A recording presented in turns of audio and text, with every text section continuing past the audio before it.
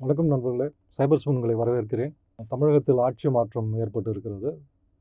புதிதாக பொறுப்பேற்க உள்ள அரசு தொடர்பாக பொதுமக்கள் தரப்பிலும், பல்வேறு தரப்பினரும் மத்தியிலும் பல்வேறு எதிர்பார்ப்புகள் ஏற்பட்டு இருக்கின்றன. அது தொடர்பான உரையாடல்களும், விவாதங்களும் நடைபெற்று வருகின்றன. புதிதாக பொறுப்பேற்க உள்ள அரசு டேட்டா சென்டர் என்று சொல்லப்படும் தரவு மையங்கள் தொடர்பாக என்ன விதமான கொள்கையை மேற்கொள்ளும், என்ன விதமான அணுகுமுறையை மேற்கொள்ளும் என்பது முக்கியம் பெறுவதாக நான் நினைக்கிறேன். அது பற்றித்தான் இந்த வீடியோவில் நாம் பார்க்க இருக்கிறோம். டேட்டா சென்டர்ஸ் என்று சொல்லப்படும் தரவு மையங்கள் மிகவும் முக்கியமாக இருப்பதை நீங்கள் அறிந்திருக்கலாம். கிளவுட் சேவை அல்லது கம்ப்யூட்டர் சேவை எல்லாவற்றிலும் டேட்டா சென்டர்ஸ் முக்கிய பங்கு வகிக்கிறது. அதுவும் ஏஐ யுகத்தில் டேட்டா சென்டர்களுக்கான முக்கியத்துவமும் தேவையும் இன்னும் பல மடங்கு அதிகரித்திருக்கிறது. ஏஐ சேவைகள் பற்றி என்ன வரையறை, நம் புரிதல் எப்படி இருந்தாலும் அவற்றுக்கான அடிப்படை டேட்டா தரவுகள் இல்லாமல் ஏஐ ஆர்டிஃபிஷியல் இன்டெலிஜென்ஸ் கிடையாது. தரவுகள் கொண்டு, தரவுகள் மூலம் அளிக்கப்படும் பயிற்சி கொண்டு, அந்த பயிற்சி மூலம் அல்கோரிதம் செயல்பாடு இதையெல்லாம் வைத்து தான் ஏஐ செயல்படுகிறது. எனவே தரவுகள் அதிகம் தேவை ஏஐ சேவைகளுக்கு. அது மட்டுமல்ல, அந்த தரவுகளை சேமித்து வைக்க வேண்டும். தரவுகள் சார்ந்த செயலி போன்றவற்றையும் சேமித்து வைக்க வேண்டும். இதுக்கெல்லாம் மேசிவ் டேட்டா சென்டர்ஸ் தேவை, பெரிய அளவிலான டேட்டா சென்டர்ஸ் நமக்கு தேவை. எனவே இப்போது ஏஐ நிறுவனங்கள் தங்களுக்குள் போட்டியில் ஈடுபட்டிருக்கும் நிலையில் அந்த போட்டியில் முன்னிலை பெற பெரிய அளவில் டேட்டா சென்டர்ஸை உருவாக்குவதில் ஈடுபட்டு இருக்கின்றன. அமெரிக்காவை பார்த்தீர்கள் என்றால், அமெரிக்கா தான் ஏஐயில் முன்னிலை வகிக்கிறது. 2000க்கும் மேற்பட்ட டேட்டா சென்டர்கள் இருக்கின்றன. சீனாவிலும் கிட்டத்தட்ட 1000க்கும் மேற்பட்ட டேட்டா சென்டர்கள் இருக்கின்றன. இந்தியா உள்ளிட்ட நாடுகளிலும் டேட்டா சென்டர்கள் அமைக்கப்பட்டு வருகின்றன. டேட்டா சென்டர்கள் மிகவும் முக்கியமானவை. நம் நாட்டில் பார்த்திங்கன்னா டேட்டா சென்டர் அமைக்கப்படுவதை கிட்டத்தட்ட ஒரு முன்னேற்றமாக கூட சொல்கின்றனர். அது ஒரு முன்னேற்றம் தான். டேட்டா சென்டர்கள் அவசியம். ஏஐ சேவைகள் இயங்குவதற்கு மட்டுமல்ல, டேட்டா சாவரன் டேட்டாவாக இருக்க வேண்டும். அதாவது டேட்டா உள்நாட்டிலேயே, உள்ளூரிலேயே சேமிக்கப்பட வேண்டும் என்ற ஒரு கருத்தும் இருக்கிறது. அந்த வகையில் இந்தியாவில் திரட்டப்படும் தரவுகள் இந்தியாவிலேயே சேமிக்கப்பட வேண்டும், இந்தியாவிலேயே கையாளப்பட வேண்டும் என்ற ஒரு கருத்தும் இருக்கிறது. இந்தியா மட்டுமல்ல, எல்லா நாடுகளுக்குமே இது பொருந்தும் என்றும் சொல்லப்படுகிறது. அந்த டேட்டா சாவரனிட்டிக்கும் டேட்டா சென்டர் ரொம்ப முக்கியம். So data centre is important, நமக்கு தேவை தான், அதில் எந்த மாற்று கருத்தும் இல்லை. ஆனால் டேட்டா சென்டர்களில் ஒரு பிரச்சனை இருக்குது. டேட்டா சென்டர்கள் அமைக்கப்படுமானால் அதனை இயக்க அதில் என்ன சிப்பு தானே இருக்குது. அந்த சிப்பெல்லாம் இயக்குவதற்கு பெருமளவு எலக்ட்ரிசிட்டி தேவை, மின்சாரம் தேவை. எனவே அவை மிகவும் பசி கொண்டவை என்று சொல்கிறார்கள். அந்த எலக்ட்ரிசிட்டி கஸ்லர்ஸ் என்று தான் சொல்கிறாங்க. அதாவது குட்டிக்கும். இதனால் நிறைய மின்சக்தி பயன்பாடு நிறைய அதிகம் இருக்கும். அது ஒரு விஷயம். ஸோ எலக்ட்ரிசிட்டிக்கான தேவை அதிகமாகிட்டே இருக்கும். ரெண்டாவது, இந்த எலக்ட்ரிசிட்டி தேவை அதிகமாக இருக்கிறதுனால இவற்றை கூலிங் செஞ்சுக்கிட்டே இருக்கணும். அவரை அதோட வெப்பநிலையை கட்டுப்படுத்தி குளிரூட்டி கொண்டே இருக்க வேண்டும். அதற்கு நிறைய நன்னீர் தேவை. இந்த 2 தான் பிரச்சனை. இப்போ டேட்டா சென்டர் அமைக்கிறது ஒரு விஷயம். அதுக்கு பெரிய அளவில் நிலம் தேவை. நிலத்தில் அமைச்சிட்டாங்கன்னா அதை தொடர்ந்து இயக்கிறதுக்கு மின்சாரம் தேவை. அப்புறம் நன்னீர் தேவை, அதாவது வாட்டர், ஃப்ரெஷ் வாட்டர் வேணும், வாட்டர் வேணும். இப்போ டேட்டா சென்டர் அமைக்கிற பகுதிகளில் இது 2க்குமே பற்றாக்குறை வரும். எலக்ட்ரிசிட்டி பாதிக்கப்படலாம். எலக்ட்ரிசிட்டி ஏற்கனவே நிறைய பற்றாக்குறை இருக்கிற சூழலில் டேட்டா சென்டர் வந்துச்சுன்னா எலக்ட்ரிசிட்டி மின்சக்தி மீதான நெருக்கடி அதிகமாகும். ரெண்டாவது, உள்ளூர் நீர்வளங்கள் பாதிக்கப்படுவதற்கான வாய்ப்பு இருக்குது. அந்த காரணத்தினால டேட்டா சென்டர்களை ரொம்ப கவனமாக அணுகணும்னு சொல்லிக்கிட்டு இருக்காங்க. இன்னொரு விஷயம் இருக்குது. டேட்டா சென்டர் ஒரு மாதிரி அதோட ஒரு சவுண்டு போட்டுக்கிட்டே இருக்கும். டேட்டா சென்டர் சுற்றியுள்ள பகுதிகளில் எல்லாம் அந்த சவுண்டு இரவு நேரங்களில் தூக்கத்தை பாதிக்கும், மன உளைச்சலை ஏற்படுத்தும்லாம் சொல்கிறாங்க. அதனாலேயே அமெரிக்காவிலேயே டேட்டா சென்டர்கள், புதிய டேட்டா சென்டர்கள் அமைப்பதற்கு ஒரு கடும் எதிர்ப்பு இருக்கிறது. நிறைய இடங்கள் அதுக்கு எதிராக போராட்டம்லாம் நடத்துகிறாங்க. ஐ திங்க் சில ஸ்டேட்ஸ், அமெரிக்கன் ஸ்டேட்ஸ் அதுக்கு எதிராக சட்டம்லாம் கூட கொண்டு வர்றாங்க, ஒழுங்குமுறைப்படுத்திக்கிட்டு இருக்காங்க.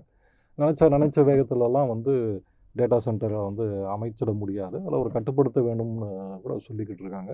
அந்த மாதிரி சூழ்நிலையில் இந்தியா போன்ற நாடுகளில் புதிய டேட்டா சென்டர்கள் அமைக்கப்படுவதற்கு முன் நம்ம இந்த சுற்றுச்சூழல் சார்ந்த விஷயங்களை எல்லாம் கவனத்தில் கொள்ளணும்னு நினைக்கிறேன். அதனால தான் புதிய அரசு டேட்டா சென்டர்கள் தொடர்பாக என்ன அணுகுமுறை ஃபாலோ பண்ணுன்றது வந்து ஒரு முக்கியமாகப்படுது.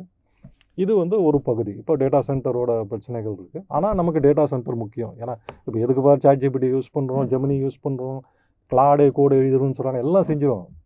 ஆனால் இதையெல்லாம் செய்யறதுக்கு வந்து அதுக்கு ப்ராசஸிங் பவர் தேவை, டேட்டா ஹேண்டில் பண்ணணும். அதுக்கு இன்னும் அது புது புது மாடல் ஏஐ நிறுவனங்கள் போட்டி போட்டுக்கிட்டு புது புது மாடல்கள் இன்ட்ரடியூஸ் பண்ணுது. இதையெல்லாம் தாக்குப்பிடிக்க செயல்படுத்த டேட்டா சென்டர்கள் வேணும். அப்போ டேட்டா சென்டர்கள் அமைக்கணும்னா அதுக்கு இடம் வேணும், இடம் பார்க்கணும். ப்ளஸ் அதை மெயின்டைன் பண்ணும்போது மின்சக்தியும் நீர் வளத்தையும் கவனத்தில் கொள்ளணும். அது மட்டுமல்ல, இன்னொரு முக்கியமான பிரச்சனை டேட்டா சென்டர்கள் என்ன சொல்கிறாங்கன்னா, டேட்டா சென்டர் அதுக்கான செலவு மற்றும் அதன் சுற்றுச்சூழல் பாதிப்போடு ஒப்பிடும்போது அதனால் உருவாகக்கூடிய வேலைவாய்ப்புகள் மிக குறைவுன்னு சொல்கிறாங்க.